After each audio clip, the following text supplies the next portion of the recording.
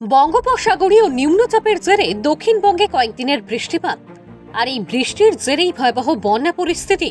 পশ্চিম মেদিনীপুর জেলার চন্দ্রকোনা ১ নম্বর ব্লকে বিঘার পর বিঘা ধান ও পাট জমি জলের নিচে। ভয়াবহ ক্ষতির আশঙ্কা করছেন চাষিরা। বৃষ্টির জেরে জল বাড়তে শুরু করেছে খাল ও নদীগুলিতে। সে কারণেই বন্যা পরিস্থিতি সৃষ্টি হয়েছে চন্দ্রকোনার বিভিন্ন এলাকায়। জলের তলায় প্রায় ৪০০ বিঘা জমির চাষের ধান ও পাট। বড়সড় ক্ষতির মুখে চাষিরা। তাছাড়াও রাস্তার উপরেও উঠেছে জল, ডুবেছে রাস্তা। প্রাণের ঝুঁকি নিয়ে রাস্তা পারাপার করে চলেছেন সাধারণ মানুষ।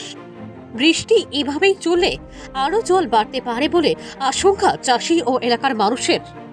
পরশুটা কম ছিল, কালকে বেশি হচ্ছে। কি কতটা ক্ষতি হতে পারে চাষের? 400 বিঘার মতো ক্ষতি হয়ে যাবে। 400 বিঘার উপর 400 বিঘার উপর ক্ষতি হবে। কি কি লাগানো ছিল? ধান ধান নষ্ট হয়ে যেতে পারে। কিছু ওই গেলা পাট।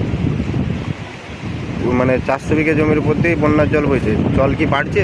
হ্যাঁ বাড়ছে, কবে থেকে? আজকে ভোর থেকে আবার বাড়ছে। কি কি মনে হচ্ছে চাষের কতটা ক্ষতি হবে? গাছের ক্ষতি হবে, ভালোই। ধান নষ্ট হয়ে যেতে ধান পারে। নষ্ট হবে, জলটা তো নিকাশি হবে না, ফুলটা উঁচু হয়ে গেছে। অতএব জলটা থেকে দেখেভাবে মরবে, মানে ধানটা অনেকটাই পছন্দ হচ্ছে। রাস্তার উপরেও তো জল উঠেছে। হ্যাঁ রাস্তার উপরেও জল। সাধারণ মানুষ কি পারাপার করছে? পারাপার তো প্রায় বন্ধ। মানে যারা করছে ঝুঁকি নিয়ে।